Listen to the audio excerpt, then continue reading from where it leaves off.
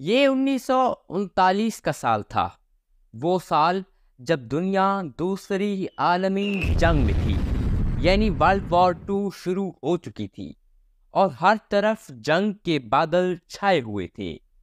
تو وہیں برصغیر پاک و ہند یعنی انڈین سب کانٹیننٹ میں لوگ یوم نجات منا رہے تھے، مگر کس چیز سے نجات؟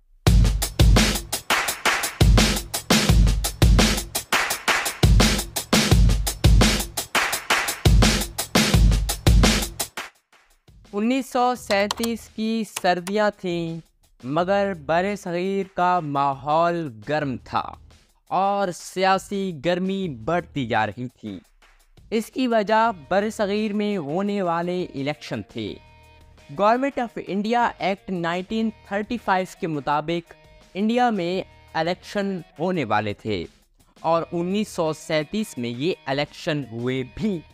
ان الیکشنز میں کانگریس تو حصہ لے ہی رہی تھی، مگر نیا یہ تھا کہ مسلم لیگ بھی ان الیکشن میں حصہ لے رہی تھی اور کمپین بھی کر رہی تھی۔ یہ الیکشن صوبائی سطح پر تھے اور ان کے نتیجے میں کانگریس نے یہ الیکشن جیت لیے۔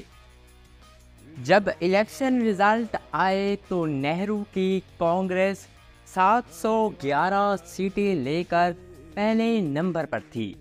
آل انڈیا مسلم لیگ کا دوسرا نمبر تھا اور اس نے صرف 106 سیٹیں حاصل کی تھیں، جبکہ سکندر حیات خان کی یونینسٹ پارٹی نے 101 سیٹیں جیت لی تھیں، اور اس طرح کانگریس اب اکثریتی پارٹی بن چکی تھی۔ کانگریس کئی صوبوں میں حکومت بنانے میں کامیاب ہو گئی۔ کانگریس بہار، اڈیشہ، مدراس، بمبئی سمیت کئی صوبوں میں حکومت بنانے میں کامیاب ہو گئی۔ اس دور کو کانگریسی وزارتوں کا دور کہا جاتا ہے۔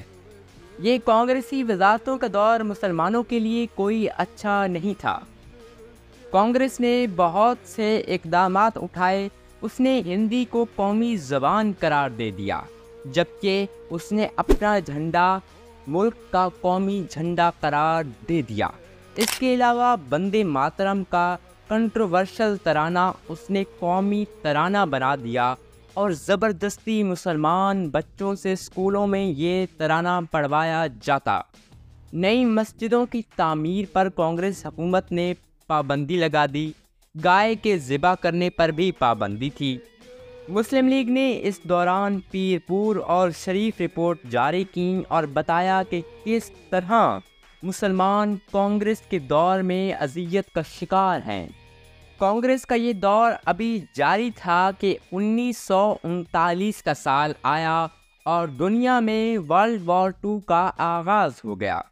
کیونکہ برصغیر برطانوی قبضے میں تھا اور برطانیہ اس جنگ میں شامل تھا، تو وائسرائے ہند نے انڈیا یعنی برصغیر کو اس جنگ میں شامل کر لیا۔ وائسرائے نے یہ فیصلہ برصغیر کے رہنماؤں سے مشورہ کیے بغیر کیا۔ کانگریس کو ان کی مرضی نہ پوچھنے پر شدید غصہ آیا اور پھر کانگریسی وزارتوں نے استعفیٰ دینے کا اعلان کر دیا۔ مسلمانوں کے لیے تو یقیناً یہ اچھی بات تھی کہ کانگریسی وزارتیں ختم ہو چکی تھیں۔ کانگریس سے تنگ آئے لوگوں کے لیے یہ بات خوشی کی بات تھی۔ قائد اعظم نے مسلمانوں کو 22 دسمبر 1939 کے دن کو یوم نجات کے طور پر منانے کا کہا۔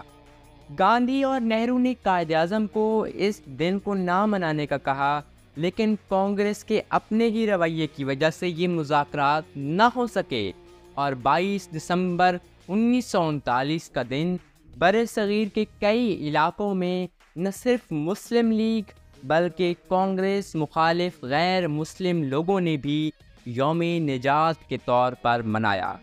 1939 کا سال اسی کے ساتھ ختم ہوا، مگر اس کے بعد تحریک آزادی میں ایک نئی جان ڈلنے والی تھی۔ وہ کیا تھی وہ آپ جانیں گے ہماری داستان آزادی سیریز کی اگلی قسط میں۔ تب تک ہمارا چینل ضرور سبسکرائب کریں اور بیل آئیکن دبانا ہرگز مت بھولیں۔